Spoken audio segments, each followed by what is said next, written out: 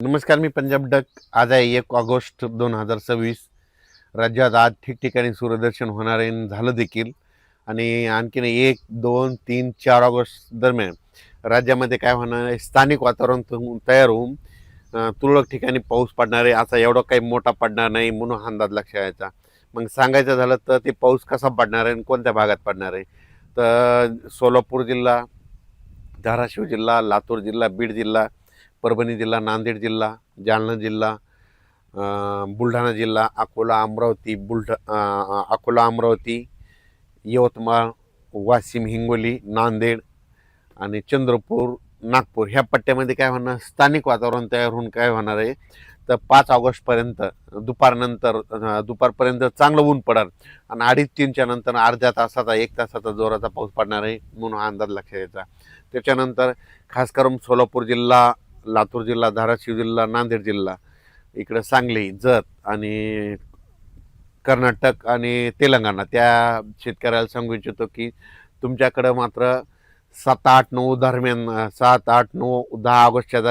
तुमच्याकडे एक थोडा पाऊस येणार आहे म्हणून तुमच्यासाठी आनंदाची बातमी.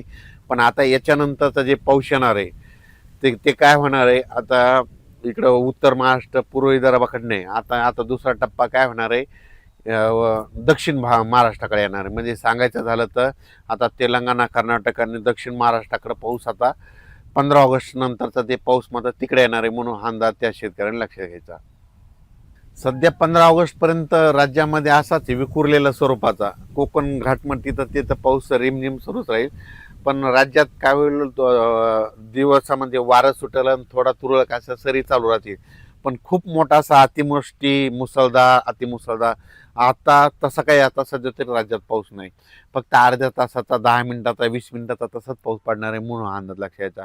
पण राज्यात मात्र आजपासून चांगलं वातावरण कोरडं होणार आहे, सूर्यदर्शन चांगलं होणार आहे म्हणून अंदाज सर्व शेतकऱ्यांना लक्षात यायचा. आणि बऱ्याच प्रसारमाध्यमातून काना ऐकण्यास मिळालं की आता ऑगस्ट-सप्टेंबरमध्ये एल निनोचा असर होणार आहे. तुम्हाला सांगतो एल निनो वगैरे काही नसतं. तर तुम्हाला सांगतो, जर समजा महाराष्ट्रामध्ये बाष्प असलं आणि मध्य प्रदेश किंवा छत्तीसगड, इकडं उत्तर प्रदेश, तिकडे एखादा कमी दाबाचा पट्टा तिकडून जात असला तर तसा एक जाणार आहे. मग तसा आज जात असला आणि त्याच्या पाठीमागं परत एखादा जाणार असला तर काय होतं, आपले सगळं बाष्प तिकडे ओढून घेऊन जातं आहे. मग ते काय होतं, तितके दिवस आपल्या महाराष्ट्राचा पाऊस बंद राहतो. आणि हे इतर तज्ज्ञ काय करतात की त्याला एल निनोचा आसार म्हणतात. तुम्हाला सांगतो एल निनो वगैरे काही नसतं. ते जोपर्यंत कमी दाब शांत होत नाही तोपर्यंत आपल्या महाराष्ट्रात पाऊस येत नाही. हे बाष्प सगळं घेऊन जातो म्हणून हे सगळ्यांनी लक्षात यायचं. तर सप्टेंबर-ऑक्टोबरमध्ये मात्र परतीचा पाऊस परत धुमाकूळ घालणार आहे म्हणून हा अंदाज लक्षात यायचा. आणि विशेष म्हणजे सोलापूर जिल्हा, लातूर जिल्हा, बीड जिल्हा, धाराशिव जिल्हा आणि इकडं नांदेड जिल्हा आणि सांगली, सातारा, बारामती, पंढरपूर त्या परिसरामध्ये पाऊस कमी झालेला आहे. त्या शेतकऱ्याला सांगू इच्छितो, डाळिंब शेतकरी असतील तर तुम्ही काही घाबरू नका. कारण की तुमच्याकडं मात्र आता 15 ऑगस्टच्या नंतर सप्टेंबर-ऑक्टोबरमध्ये मात्र तुमच्याकडं खूप पाऊस पडणार आहे. जसं इकडं उत्तर महाराष्ट्र, नागपूरकडे, इकडं विदर्भ, मराठवाड्यात पाऊस पडला तसा आता तुमचा नंबर म्हणजे 15 ऑगस्ट नंतर आणि सप्टेंबर-ऑक्टोबरमध्ये तुम्हाला पडणार आहे.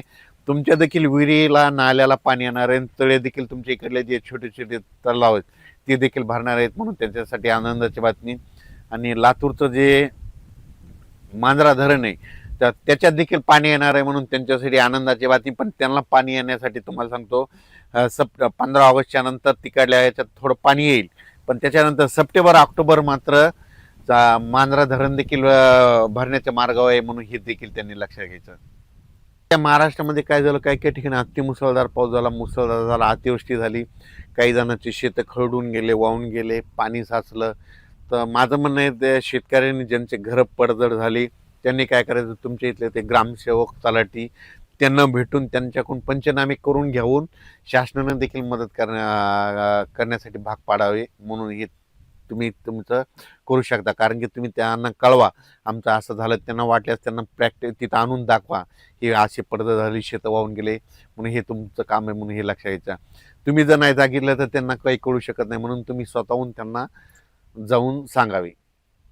तेच महाराष्ट्राचं जे कोयना धरण आहे ते देखील भरलं आहे, त्याचं देखील पाणी सोडलं. त्याच्यानंतर इकडं गिरणा पट्ट्यातले धरणं धरले, बुलढाण्याकडले भरले आणि जायकवाडी धरण आहे ते मराठवाडीचे ताण भागवणार 77% झालं.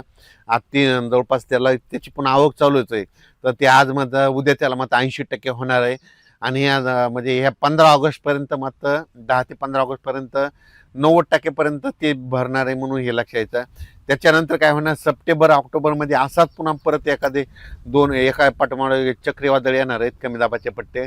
त्याच्यामध्ये जे राहिलेले तळे ते देखील भरतील म्हणून हे लक्षात घ्यायचं.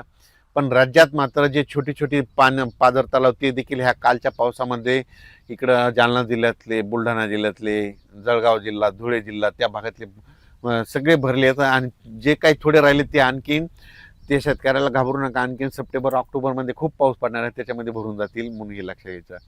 अचानक वातावरण बदल झालं तर परत एक मेसेज दिला जाईल. धन्यवाद.